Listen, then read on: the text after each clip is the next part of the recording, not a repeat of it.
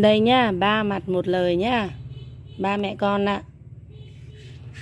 Sau một thời gian xa cách, không thèm nhận nhau nè.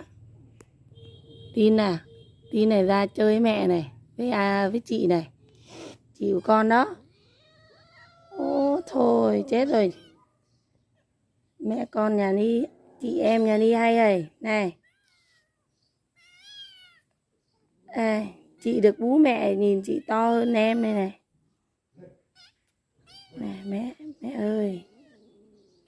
Tin hay rồi. Không nhận mẹ, không nhận chị này, chị cũng không nhận em này. Đó. Ôi ôi, chết rồi. Mấy mẹ con nhà Ni này, chị em nhà Ni này, không nhận nhau này. Này, mẹ này. Mẹ này.